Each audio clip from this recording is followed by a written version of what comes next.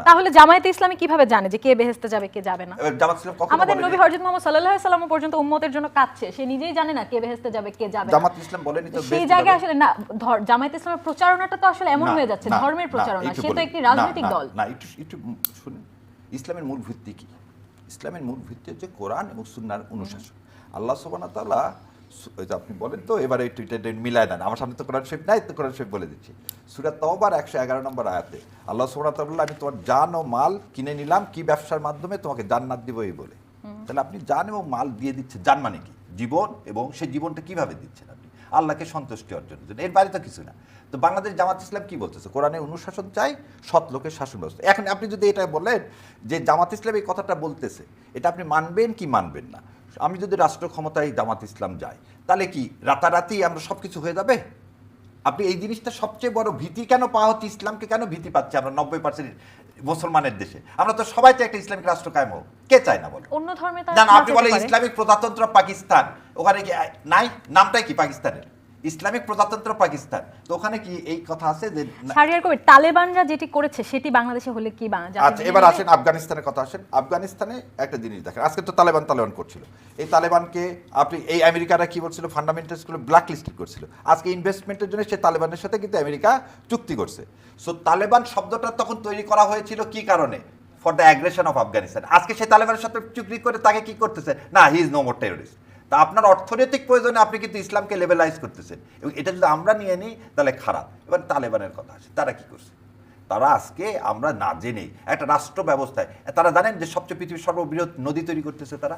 আপনি জানেন যে তাদের তেল প্রথম তৈরি উত্তোলন করতেছে তারা। আপনি নিজের পায়ে দাঁড়ানোটা যদি ইসলামের মেয়েরা পড়াশোনা করতে পারে, কেন কে বলছে মেয়েরা পড়তে পারে না? আমাকে এটা বলেন তো, তালেবানের কোন জায়গায় আপনি বলেন মেয়েদের মন্ত্রী আছে বলতো তালেবানে? এবারে তালেবান মিনিস্ট্রিতে মেয়েরা মন্ত্রী পর্যন্ত আছে। আপনি এই জিনিসটা পাইলেন কোথায়? না না, তালেবানে তো চাপিয়ে দেওয়া হচ্ছে। আপনি কিভাবে জানেন এখানে বসে যে সেখানে কোনো কিছু চাপিয়ে দেওয়া হচ্ছে? আপনিও কেন অ্যাজাম্পশন করতেছেন? আমি অ্যাজাম্পশন করছি না, শুনেন, আমাদের আমি ইসলাম তথ্যটা আপনাকে জানাচ্ছি। আমাদের ইসলামটা হতে হবে আমাদের দেশের কালচার অনুযায়ী। আমরা যেমন সেরকম, আমাকে যদি কাল থেকে বলেন জুব্বা পড়তে হবে আর ইয়া পড়তে, আমি পড়বো নাকি? আমার লুঙ্গি পরে আরাম লাগে, আমি লুঙ্গি পরে থাকবো। ইসলাম কি এই কথা বলছে নাকি? তবে আমাদের মধ্যে কিন্তু বা জনগণের মধ্যে একটা ভয় ভীতি ঢুকে গিয়েছে, যদি আমরা তালেবানের মতো হয়ে যাই বা পাকিস্তান, এটা হওয়ার কোনো সম্ভাবনা নাই, এবং এটার নাম ইসলাম না। ইসলাম হচ্ছে মধ্যম পন্থা। কোনোদিন বলেনি আল্লাহ সুবহানাহু ওয়া তাআলা কোন জায়গায় যে কোনো দেশের উদাহরণ দিয়ে। আল্লাহ দুইটা শহরের খালি নিরাপত্তার কথা বলছে, জানেন? মক্কা আর মদিনায়, কোনো দেশের পর্যন্ত না। এবং আমরা কথায় কথা বলি না সৌদি আরবের কথা বলি, আল্লাহ সুবহানাহু ওয়া তাআলা বলেনি। আল্লাহ খালি বলছে যে কিয়ামতের আগ পর্যন্ত আমি দুইটা শহর। আচ্ছা, আমরা একটু আলমগীর পাভেলের কাছেও শুনি।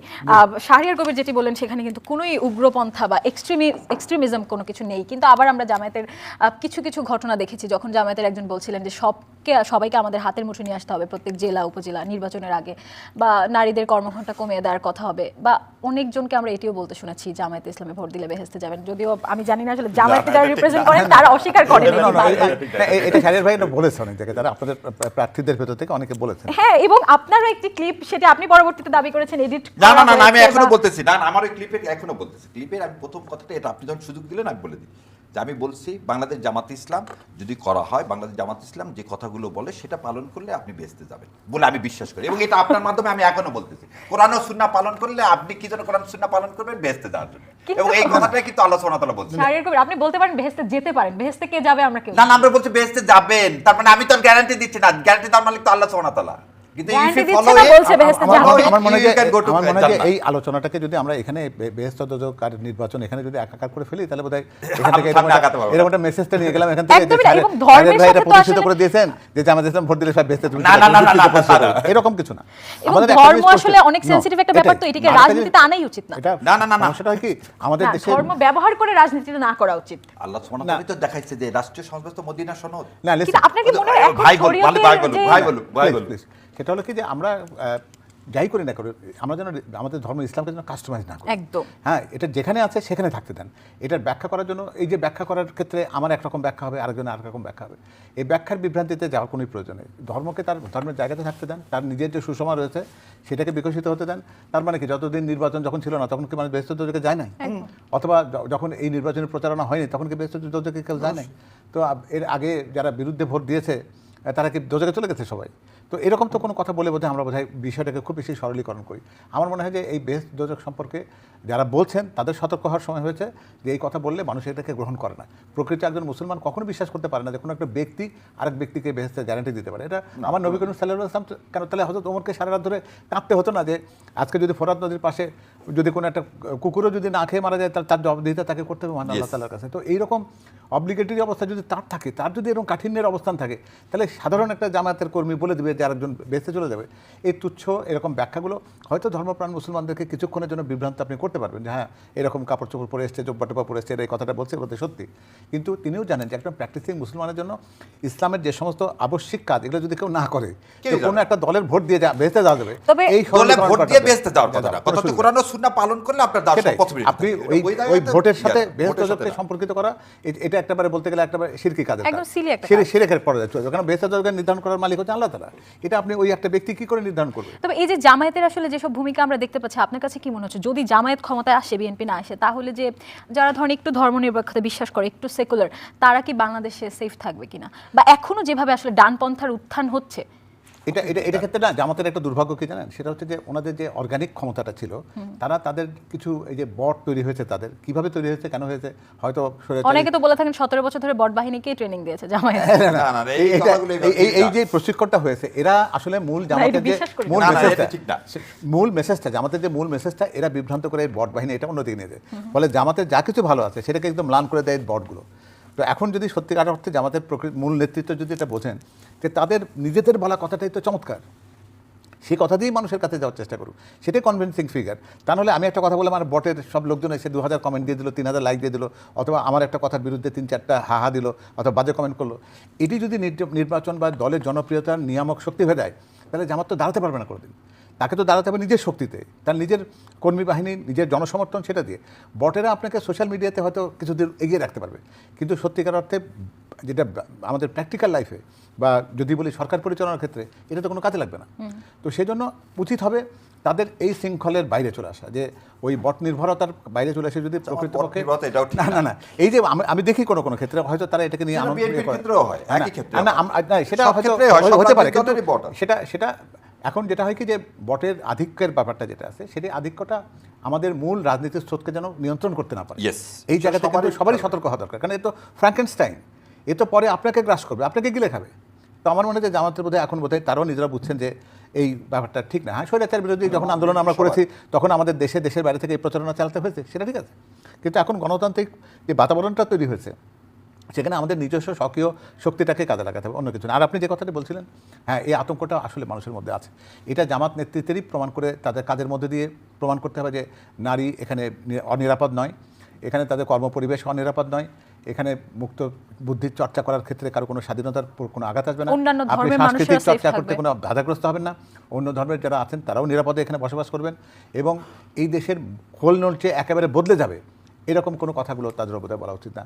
আমার মনে হয় যে বাংলাদেশের জন্য সবচেয়ে সুইটেবল হচ্ছে একটা মধ্যবর্তী একটা গণতান্ত্রিক বিকাশের যে ধারা, সেটার মধ্যে দিয়ে কিন্তু বাংলাদেশ একেবারে বলতে পারেন যে যুগ যুগ ধরে কিন্তু এইভাবে চলে আসছে। বাংলাদেশ কখনো কোনো সময় এক্সট্রিম রাইটিস্টকে কখনো পছন্দ করেনি, আর লেফটিস্টদেরকে কখনো তারা জায়গায় দেয়নি।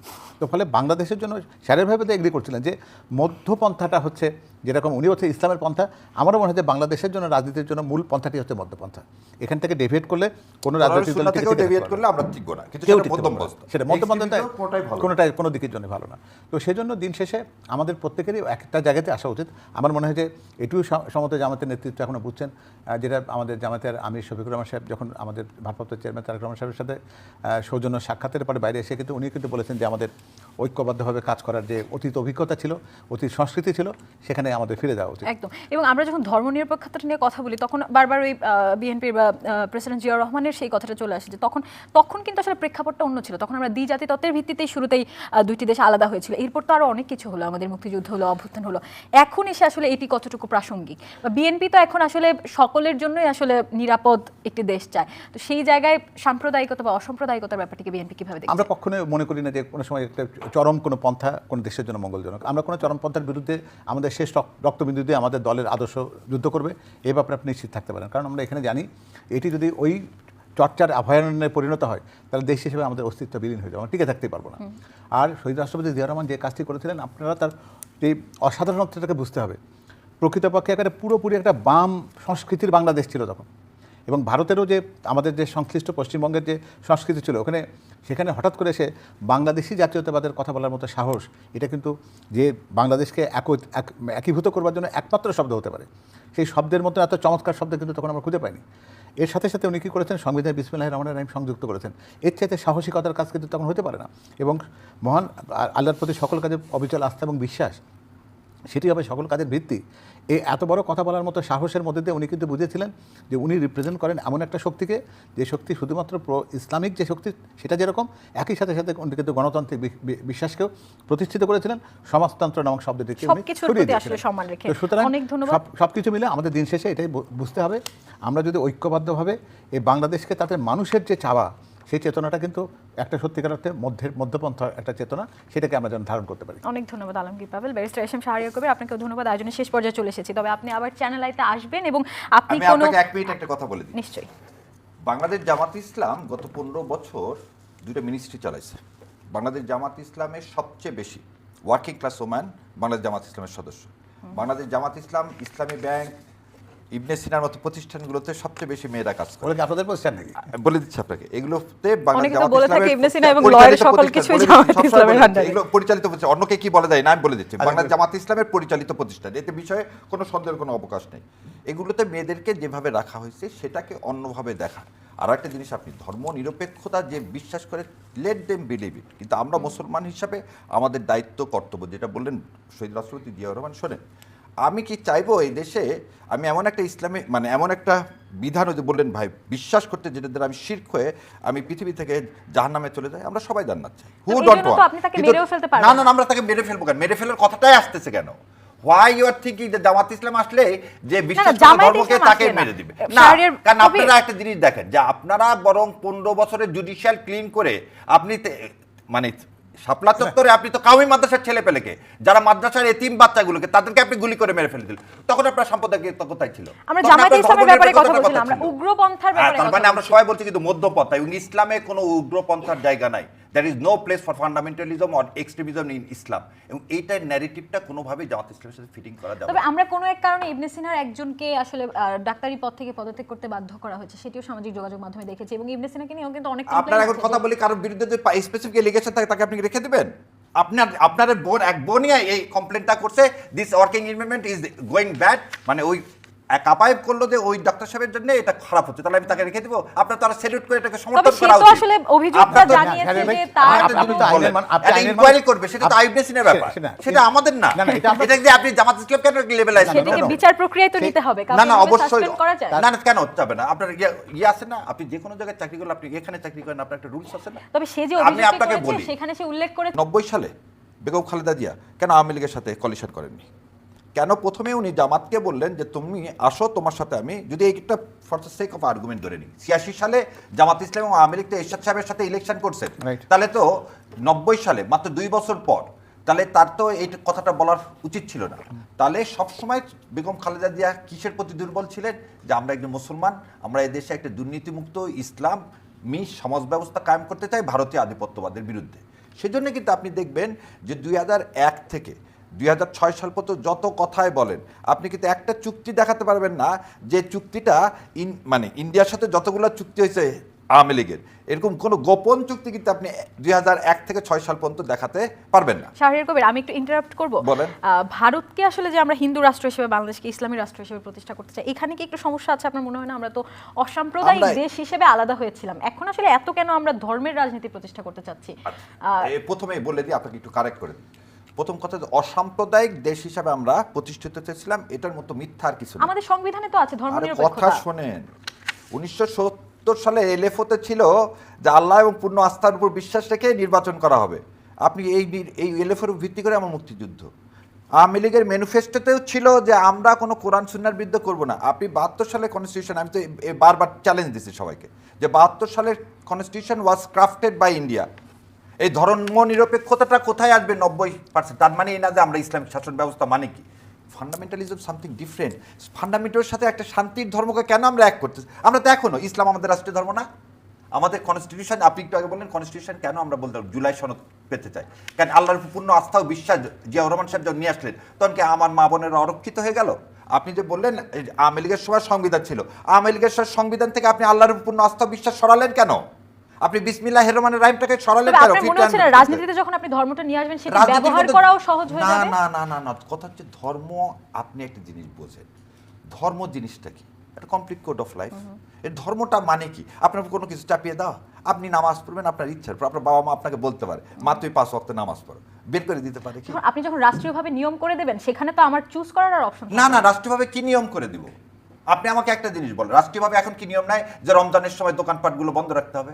কি করে রমজানের সময় কি এটা তো দোকানপাট লিখিত কোনো ঘেরাও নিয়ম করে নেই। রাখে কিনা? আপনি আমাকে বলেন আজকে কেন এই জিনিসগুলো আমরা দেখতে শাহরিয়ার পাই না? কবির সেটা আমি আগে শুনে- সামাজিকতার খাতিরে রাখা হয় না, তেমন কোনো নিয়ম নেই। না শুনো, এটাই হচ্ছে কথা যে আপনি নিয়ম করে বলতে পারি না। কোনো একটা দেশ আপনি দেখান যে নবী করিম সাল্লাল্লাহু আলাইহি ওয়াসাল্লামের সময়ও বলছিল ও রোজা নাই ওকে ধরে মারো না, সেজন্য আল্লাহ তাআলা বলছে বিচারের ভার আমি করব, বিচার তোমার হাতে না।